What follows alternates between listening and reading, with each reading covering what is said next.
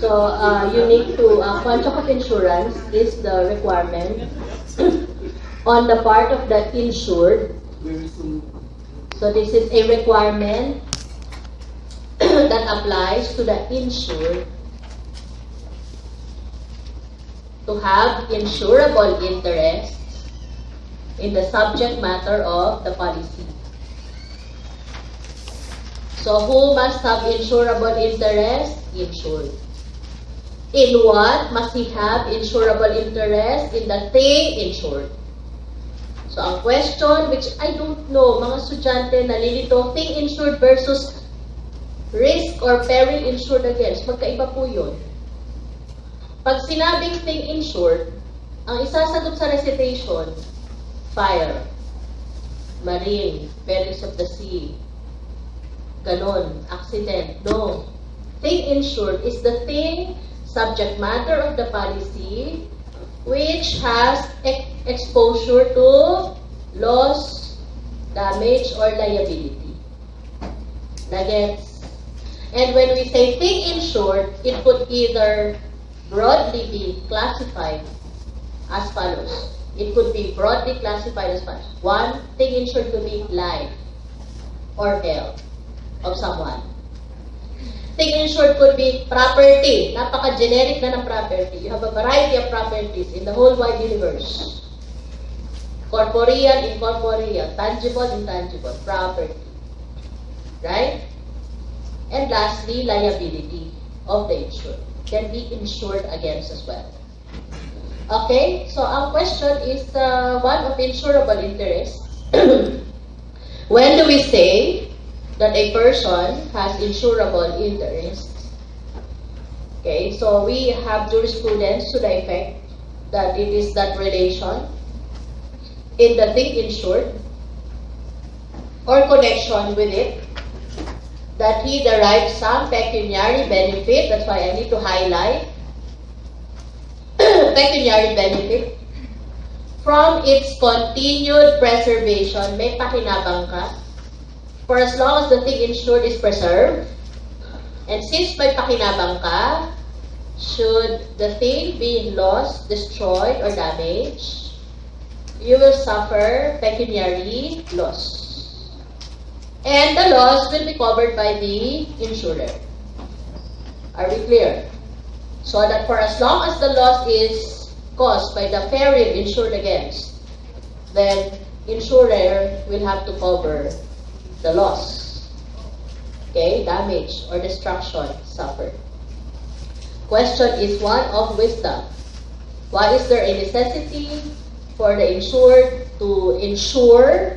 In fact, there's a continuing, representation or warranty implied in every insurance that the insured has insurable interest over the subject matter of the policy. What is the wisdom of the requirement? If people can insure anything at their pleasure, with or without them, having insurable interest in it, there would be a strong temptation on the part of the insured that he will be more interested in the destruction thereof rather than in its preservation. Without insurable interest, loss of the thing is not in fact a loss to him. It's not his loss, it's someone's loss. But he has everything to gain. Why? Because he will be able to recover proceeds of the policy kung walang insurable interest requirement. Imagine what the kalakaran will be. Maya't maya may nasusunog dyan. Kasi may insurance coverage yun.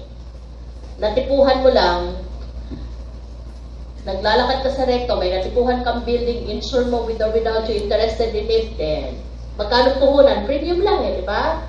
Tapos susunugin, then recover from the insurer. So nakakatakot po kung ganyan ang kalakaran natin because in the first place, insurance is one of indemnity. Indemnity presupposes that you are exposed to loss or damage. Without you having insurable interest in the thing insured, there is no loss to be covered. There is no exposure whatsoever. Okay? So you see the wisdom. Warranty is inferred in every policy of insurance that it was secured for an insurable, that the insured has insurable interest in the subject matter thereof. Okay, so basically, important issue is in whose life or health does one have insurable interest? I'm sure you know the answer, but just quick review. One has insurable interest in the life or health of another, sarili niya.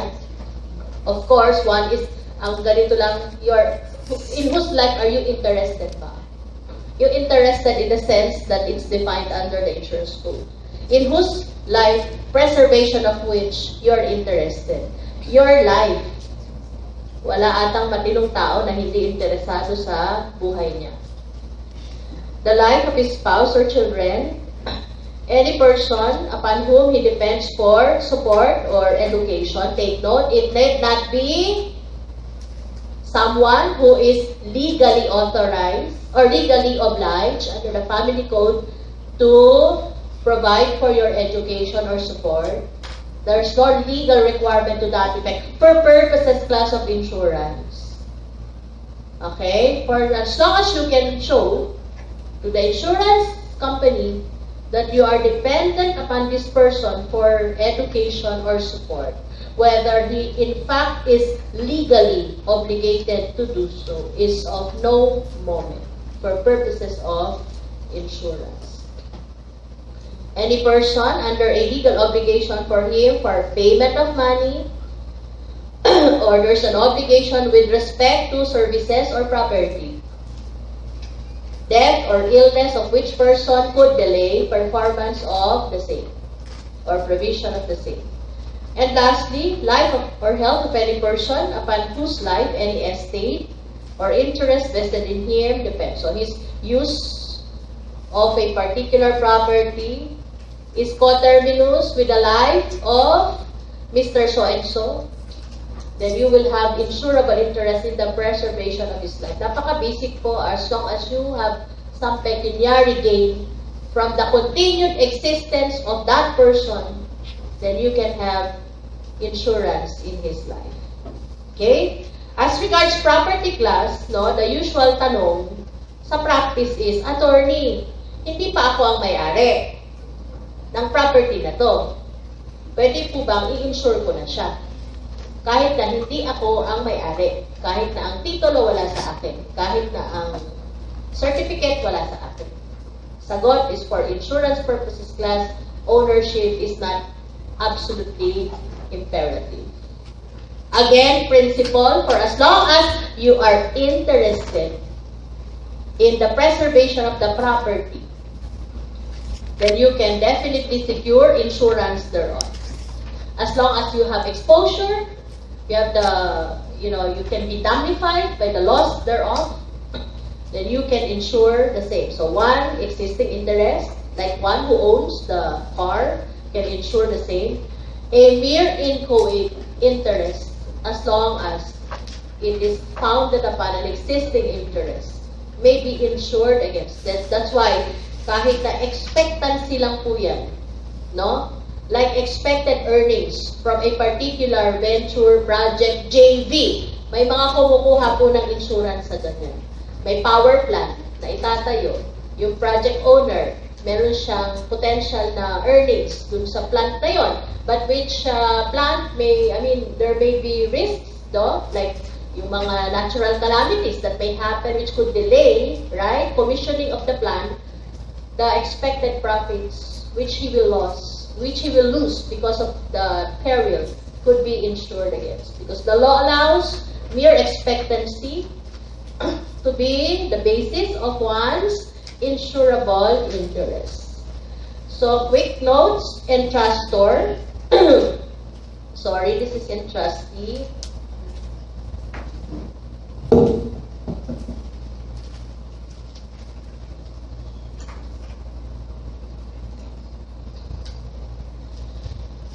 The entrustor in a trust receipt agreement can insure the life of the entrustee, right? Because the entrustee is obligated in a trust agreement, what?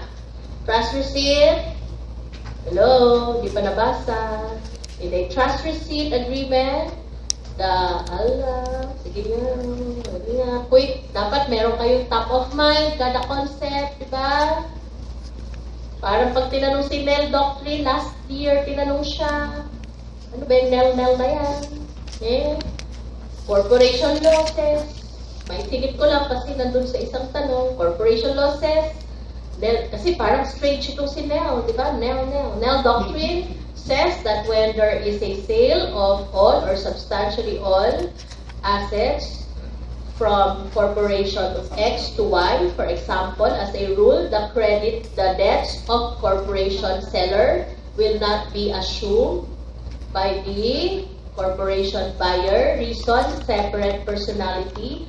However, kasi ang tanong sa bar, what are the exceptions to the Nell Doctrine? There are cases when the buyer can be charged with the debts of the seller.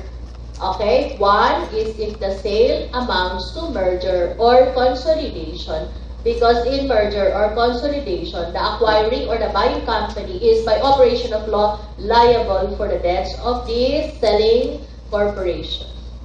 Okay, another is by agreement, right? Sa usapan, doon sa kontrata, pumayag po si buyer, since ang dami kong utang, babayaran ko mga utang na yan, pero sa pricing natin, bawasin.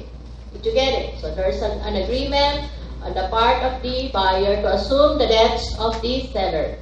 So there is this stipulation, therefore, for the benefit of creditors, which creditors can enforce against the buyer, notwithstanding that, strictly speaking, he is not a party to the sale.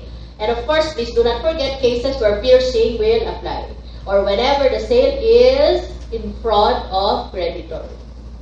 Okay? Meron lang, tignan nyo lang yung business enterprise kasi nasa libro yun, pinick up yun, doon sa high yield case ng Supreme Court from the book of one of the suspected examiners. Please check business enterprise transfer, which was cited in the case that I mentioned, where the Nell Doctrine was discussed. High yield. Yun. Tapos kayo mag-corpo, di ba? Pag business daw po yung binenta, sabi ng Supreme Court, it carries with it transfer of debts. Why? Because after the pack of sale, the seller na nawala ng business has no more way to raise funding for the payment of its debts. Kasi wala siyang business eh. Shell na lang siya. Did you get it? So if it's the business itself that was transferred, the transfer of assets carries with it transfer of debt.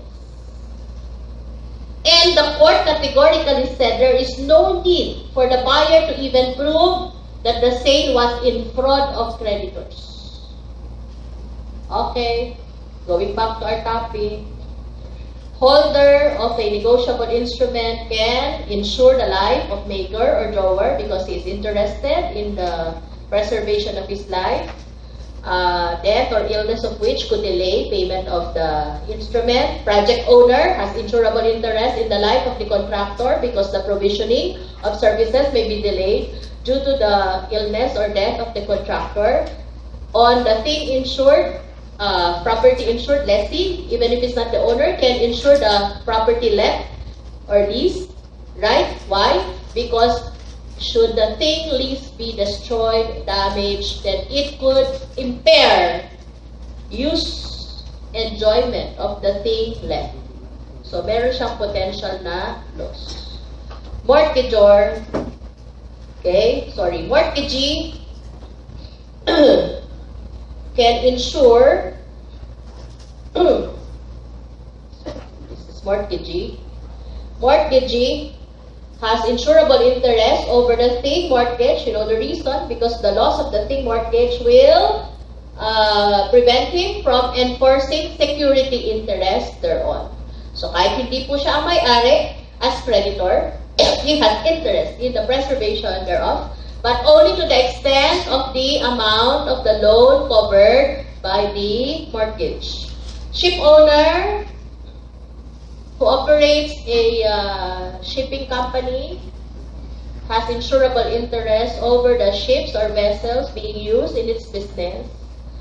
Loss thereof which is attributable to perils of the sea versus perils of the ship, right? Perils of the sea, unusual. Perils of the ship, usual, which we will discuss later when we reach marine insurance.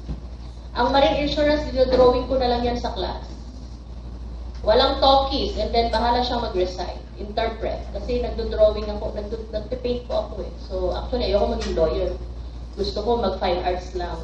But my mother said, iti-TRO ko yung balak mo sa buhay na yan, ha? Which she did. Actually, yung mother ko po namatay right after I passed the bar exams. Mga siguro a few months thereafter. Actually, when I was taking my bar exams, she was at the ICU of UST. So I really, August yun eh, September yung bar namin noon. O, hindi pa katagalan yun. Sama ng tingin nito. Parang, tagal mo na, tanda mo naman, pag September ka pa, ha? Samantalang kami, November, millennial na kami. So, nagpa-part po ako, August, a month before, we had our bar exam. She was at the ICU of UST. So, parang ako, parang ano ba to, magpa-bar pa ba ako? Diba? Kasi, ganito yung condition ng mother ko. So, 1 month ako, hindi ka makaka-aral kahit anong pilit mo, diba? Because of that situation. But she said, you have to take up, you have to finish it kasi I want to see you become a lawyer. Eh, TDRO nga kita. Nung nakakapagsalita na siya, ha? Okay, mag-bar daw ako. Siyempre, nalabas naman din siya sa ICU. August din yun. So, pinilit niya pa rin ako mag-bar kasi TDRO niya nga daw ako nung bala ko mag-fine arts kasi hindi ko daw itutuloy because she wanted to see me na na lawyer. And I remember, she said na yung pag-drawing mo na yan, magagamit mo yan sa pag-lawyer ka na. Diba? So, tama naman ang mother, diba? Kasi review yung hawak ko. Eh, haba ng oras, diba? So, there are times na pagod ka na, magtatatanong. Ginagawa ko sa klase, dinodrawing ko na lang facts of the case. Lalo sa transpo. May mga dugo-dugo pa doon, ha, na lumalabas, transpo, naipit, nagbanggaan, liability. O, di ba? Sa insurance, deviation, di ba? Pwede mo i-drawing ang deviation eh. Di ba? Seaworthiness, kaya mo i-drawing yan eh. Di ba? Pero payloader, hindi ko kaya i-drawing. Okay. So, please note, ship owner can insure expected earnings that the ship, the vessels, plus of course, even yung expected earnings that he will derive from a particular voyage. Because the law says even a mere expectancy can be the subject of insurable interest.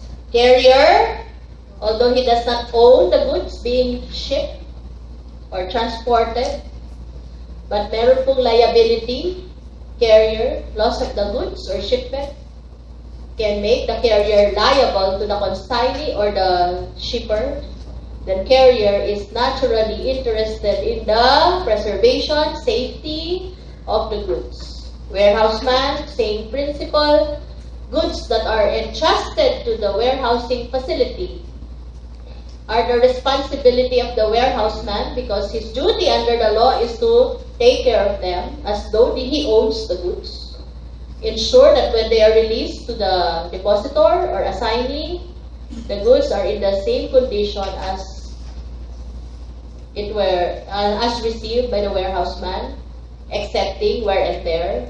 You follow? So, warehouseman, though he doesn't own the goods deposited, definitely has insurable interest. Amount of insurance though will vary, depende po sa kanyang exposure. But the principle that I'm trying to point out here is what?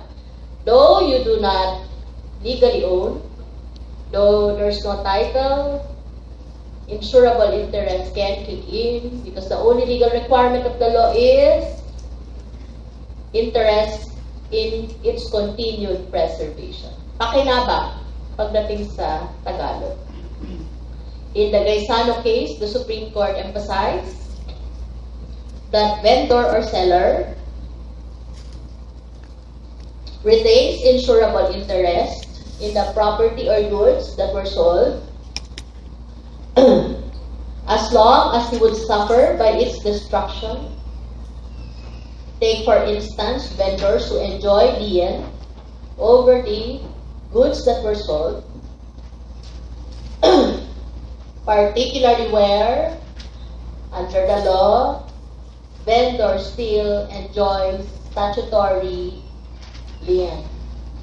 Ang tawag dyan, pagdating sa goods, sa sales, is unpaid seller's lien. As long as the price, and you still have the goods with you, and the price still not paid by the buyer, the vendor enjoys statutory lien over the goods, which would allow him to withhold transfer of the goods para mapuwersa, mapilitan si buyer na magbayad. And which lien, ang lien class is no different from mortgage. Naka-collateral. Ang mortgage lang, by agreement yan. Lien, law ang nag-impose. Diba? Parang sa corporation law, ang subscriber, diba? Pag hindi pa bayad yung kanyang subscription, corporation enjoys statutory lien over the shares that he subscribed, right? That's why, di ba sa corporation code, pag naging delinquente ka sa pagbabayad ng your subscription, pwede pong mauwi yung shares that you subscribe into what? Delinquency sale. Diba? What lets the corporation enjoy this, right? Because under the corporation code, though it's not explicitly or categorically stated, ang sinasabi lang sa law, mayroong delinquency sale and all, but it's very basic that the very shares that you subscribe also constitute as collateral or security for the payment of your unpaid subscription. Kaya pwede mag-delinquency sales sa corporation law. Ganun din po sa sales. Pag hindi nakabayad, si buyer, kay seller, and for as long as the statutory lien is still there, so long as the vendor does not lose his statutory lien, he can sell so much of the goods to satisfy payment of the price agreed with the buyer. So, since may lien ka pa, si seller is definitely still interested in the preservation of the goods that he already sold. So, pwede pa rin po ba niyang i-insure? Answer, yes. Notwithstanding, contract of sale perfected with the buyer? Yes. Maliwanag. Okay? So, please do not forget to quickly check distinctions between insurable interest on life or health and property. There are 3 areas of distinctions. Dapat class ang ginagawa nyo, lalo pag mga concept ha, meron na kayong top of mind. Diba? Na sagot. Pag ganitong nakita ko, ito. Let's just hope and pray na wala masyadong concepts. Sana totoo yung balita na ma-cases. Kasi pag case class, diba may facts, may laban kayo dyan. Pero pag concept, oh my God. Okay? Mahirap manghula. Dapat maganda ang tulog. Pero ha, huwag niyong kalimutan yung magandang tulog na yun, no? Diba? Pumasa sa bar dahil maganda ang tulog niya. Measure. Life. May exact measure po ba? Insurance on life? Answer, rule, no. General rule, no. Life is beyond pecuniary estimation. Loss of life cannot be computed or calculated. Exception, creditor, insuring life of debtor. What's the measure? Loan. Ganun kasimple. Property, measure. Ay, nako, dyan maraming namamali ang mga estudyante ko. Let us again learn from this. Be careful, napaka-basic yan, ha? Property, measure, insurable interest.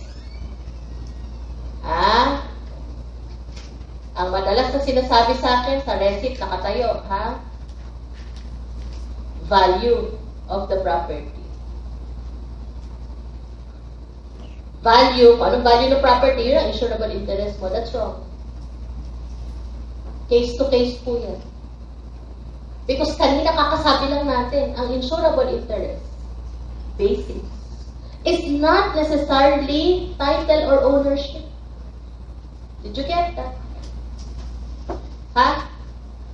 So, case to case, depending upon how much is your exposure vis-a-vis this property. If you're the lessee, and you insure the thing left, does this mean that you should insure it at full value? Not necessarily.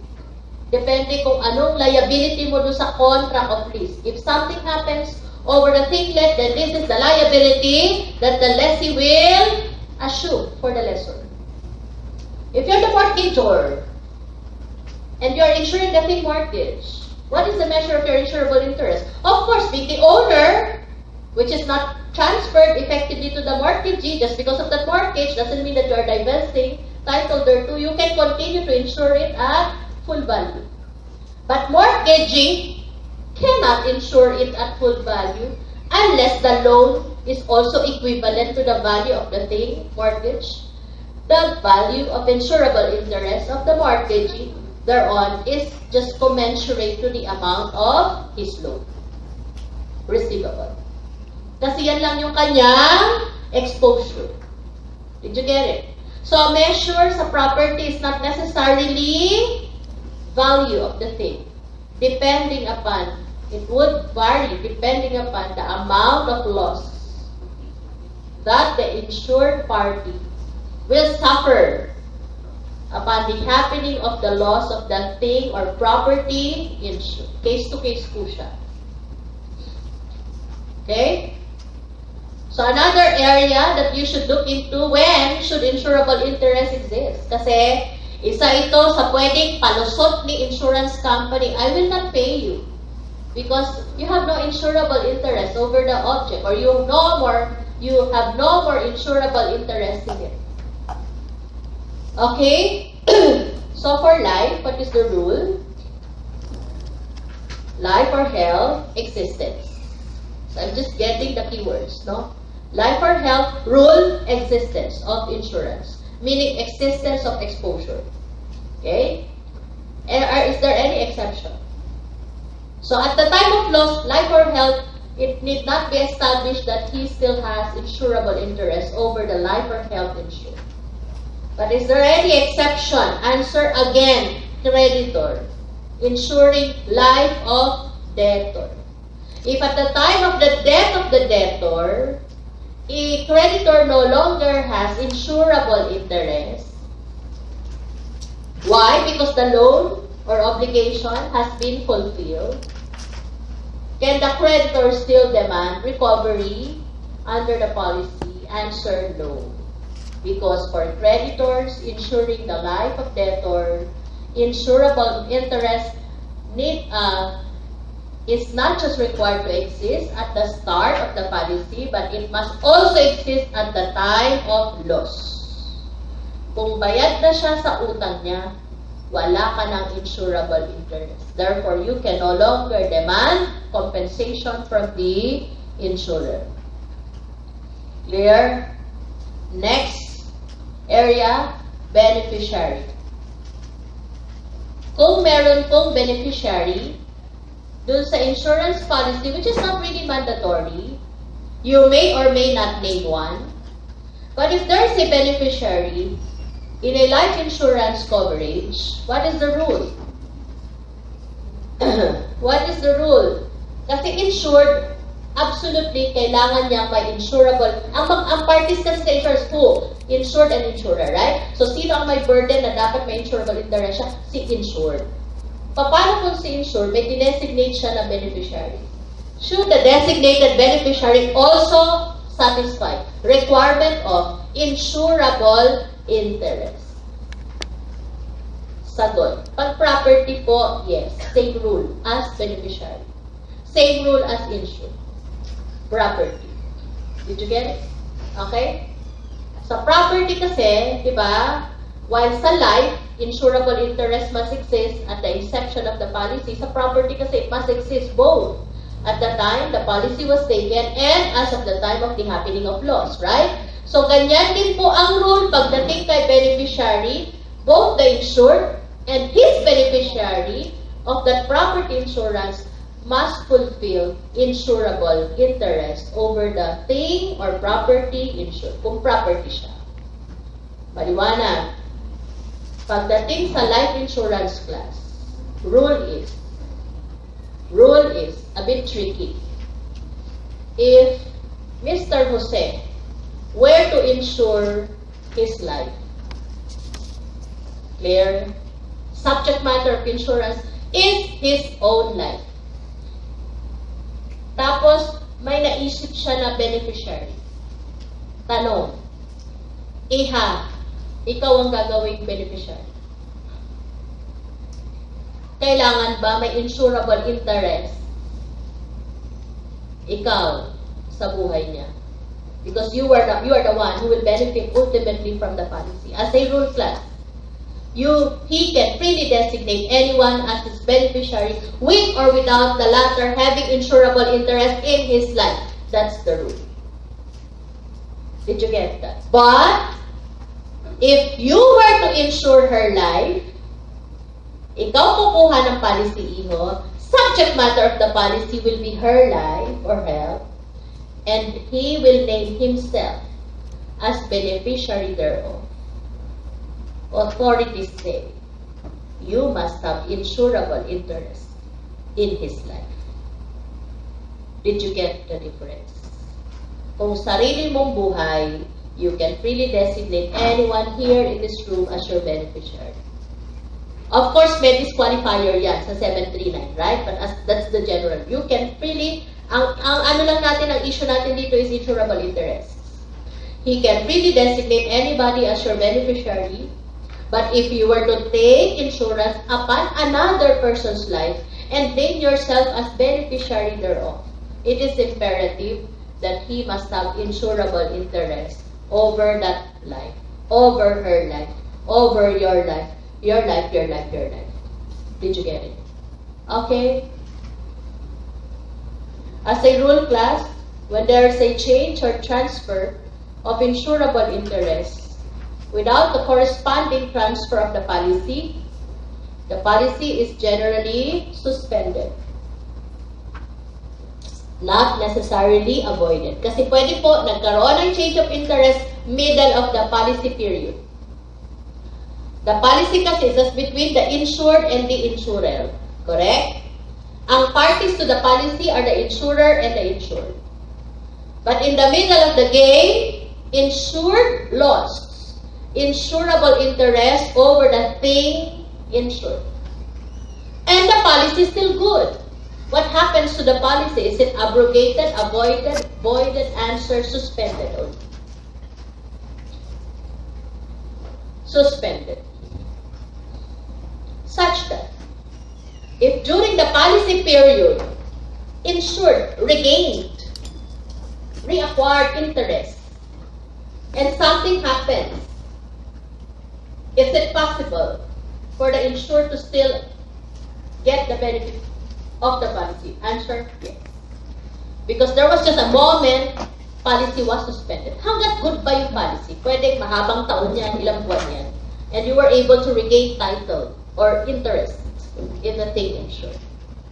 So as a rule class, unless the policy is also transferred to the transferee of the interest, the policy is generally suspended upon change of insurable interest. That's the general rule that we follow under the Insurance Code of the Philippines. Suspension only is the rule that we follow under the Insurance Code of the Philippines. Are there cases where despite change of insurable interest, policy is not thereby suspended? Answer, yes. There are a lot of cases where despite change of insurable interest, the policy is not thereby suspended, but it continues to be good, alive, and kicking. One is found in Section 20 in cases of life, accident, or health insurance. Any change or transfer of interest after the happening of loss, because at this point in time, liability of the insurer had already kicked in. So no amount of transfer of interest will affect liability of the insurance company. 3, where the contract of insurance is divisible in nature. The one contemplated class in Section 22 is contract of insurance being divisible in nature, which means that there are several things insured under a single policy, sometimes they call it combo policy, no? To facilitate documentation, payment of fees, and everything, right? Review ng abogado and everything. Notarization, di ba? Isa yan. Kasi yung mga fees na babayaran. One or more several things can be covered by a single policy. But what is determinative of it being divisible? Each thing is separately valued. Hindi siya nakalump. So makikita mo yung breakdown doon sa policy. Property X, ito yung amount. Property Y, ito yung amount. Property Z, this is the corresponding amount of coverage. If that is how the policy is written, then this is clearly indicative of the intention of the parties to regard or treat it as one of divisible. Okay? Divisible. Okay? So kapag divisible po, yung contract of insurance, any transfer of interest in one or some will not affect the other or others. So if there's transfer of interest in property X, insurance on property Y and Z, etc. will continue. The policy is therefore not suspended. Insofar as properties or things where there's no change of interest, okay, are concerned. Are we clear? Why? Because the policy has been made divisible in character. It would have mattered, of course, if the policy is one indivisible in character. Because here, if it's indivisible, transfer of one will necessarily carry out suspension. It's treated as one and whole indivisible contract. Another class, please. Transfer of insurable interest is by will or succession. Relativity policy or rule says that contract continues to be effective, okay, insofar as heirs, assigns of the original party, okay, are concerned. Assigns heirs, exception to relativity contract. So when the policy is one, okay, involving someone who died as a result of which is interest in the thing insured. Car insurance, for example. In the middle of the policy period, the owner of the car died, but he still has an insurance contract, accident insurance, they're on. May nangyari, pero patay na po yung original na may-ari ng car. But someone succeeded him as owner because siya yung nagbana ng kotse. Okay? Kailangan bang pag nag-claim po siya, can he still recover? Or is it an excuse on the part of the insurance company that you have no insurable interest or that the policy was taken in the name of your predecessor? I don't think so. The reason is because the policy is automatically carried by the heirs. Did you get it? So, heirs can recover upon the policy because the transfer of the policy is by will or succession. Okay? Also, please take note, section 24, by one or one of the several partners to the others. Pag sinabi, sila-sila. Did you get it? So if partner A will transfer his interest over the thing insured to partner B, that transfer has no effect on the policy. Policy continues to be alive and kicking, and it's not thereby suspended. I would just like to emphasize, class transfer should be amongst co-owners, amongst partners or joint owners, so that this exception will apply. If transfer, therefore, of co-owner or part owner is to a stranger, then policy is suspended to the extent that there was such a transfer by one or some partner or co-owner. Okay? Please note section 57. Pwede po ba may automatic transfer clause? Yung policy.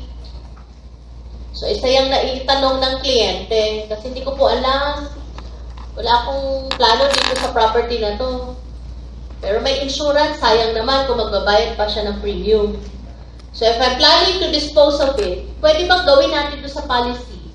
Na the policy is automatically transferred to whoever becomes the owner of the thing. Answer is it's allowed. Under Section 57 class of the Insurance Code of the Philippines, policy may be so framed that it will effectively inure to the benefit of whomsoever during the continuation of the risk may become the owner of the interest insured. So, pwede po na nakalagay sa policy, this policy is for the benefit of whoever becomes the owner of the thing, whoever will have insurable interest in the thing insured. So, what is the good thing about this? What is the good thing about this? Policy is not suspended. There is no need to transfer the policy to the new owner of insurable interest. If something happens over the thing to the thing insured, then the new owner of interest can recover as long as the policy is still good.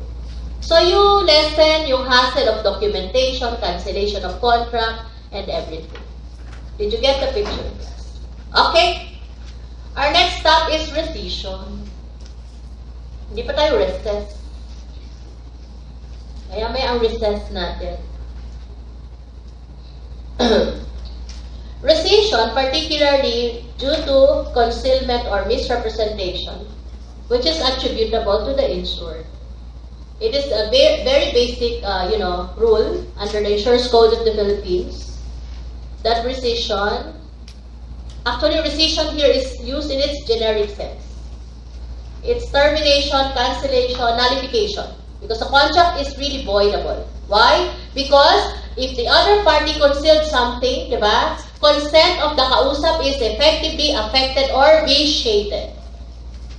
Diba? Iba ang tingin mo sa facts. Bakit? Iba ang sinabi sa'yo. Iba ang appreciation mo ng kontrata. Why? Meron mga hindi nasabi sa'yo. That's why ang decision mo ay ganito. Consent is therefore vitiated. And under the Civil Code, if one's consent is vitiated, other parties' consent is vitiated, the contract is really one that is considered voidable in its strict sense. So rescission here is used for me in its generic sense because the status really of the contract class here is one that is voidable. Why? Ang defect is concealment or misrepresentation. Therefore, defect here is on consent formation. May panloloko o may fraud yung kausap. Did you get the picture? Okay, pagdating sa bar, hindi dapat vitiated ang consent nyo. Dapat maganda ang appreciation at outlook nyo sa facts of the case. Okay? The right to rescind, these are the basic requirements enunciated by the Supreme Court in the PhilAmCare Health Systems versus Court of Appeals. The right to rescind must be exercised previous to the commencement of an action on the contract necessary to notify the insured. Notice must be based on the occurrence after effective date of the policy of one or more ground mentioned, so it's either concealment or misrepresentation. The notice to rescind must be in writing, mailed or delivered to the insured at the address shown in the policy. And lastly, the grounds relied upon should be carefully and clearly stated. Grounds for which cancellation is being carried out. Okay, this brings us, class, to the rule on materiality. Very important. Duty of the insured, though it also holds true as regards the insurer, but one of the duties expected of the insured is to disclose all necessary material facts, okay, of which he knows and which the other party insurer ought to know, so that insurer would have a full, complete picture of the risks involved. Insurer can carefully decide whether this thing is worth melting for. Did you get it? Insurer can carefully weigh this risk. Did you get it? Kailangang sabihin kay insurer lahat ng material facts. And this brings us to the test of materiality. Not all facts, of course, but just facts, material, to the object of insurance. 31 of your insurance code defines materiality in the following manner. It is to be determined not solely by the event itself, but influence, I think, is the important word here. Probable, reasonable influence of the facts upon the party to whom disclosure or communication is due in forming his estimates of the advantages as well as disadvantages of the contract, or for him to be able to make further inquiries. So as you can see from the statement of section 31 class, a particular information is considered material for as long as it's likely to influence insurer, right, in agreeing or not agreeing to enter into this contract of insurance. Because if you are high risk and you did not disclose the details of that to the insurance company, iba po ang appreciation niya ng facts. And therefore, consent is impaired or vitiated. Okay? So, kindly check carefully test of materiality. Very important. Kung may area na pwedeng itanong sa bar exams, this area is one such possible area. Test of materiality. Our jurisprudence holds that the insured need not die of the illness or disease that he failed to disclose to the insurer. Iba ang cause of death. Nothing to do with the disease or the illness that he withheld from the insurer. But still, ang point ng law is that meron kang panloloko. Insured need not die of the illness which he did not disclose to the insurer, because for purposes of rendering the contract voidable, consent vitiated, it is sufficient that his non-disclosure misled insurer in determining his estimates of the contract.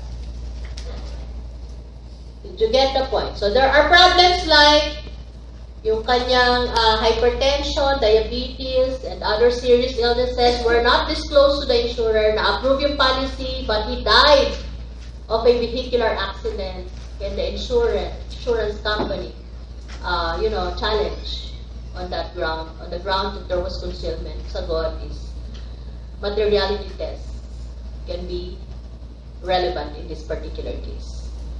Okay? Because the basic rule is consent was vitiated. Did you get the picture? Okay?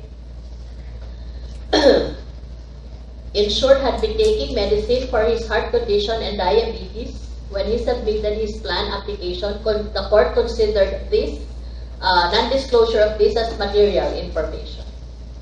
He had been suffering from sinus, I cannot pronounce, and acute bronchitis.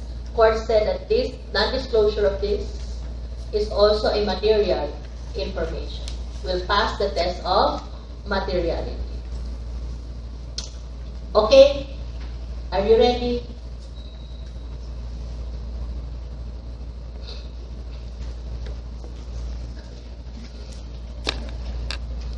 Wala na yata akong tanong na na-receive kundi itong mga kaso na ito. Ha?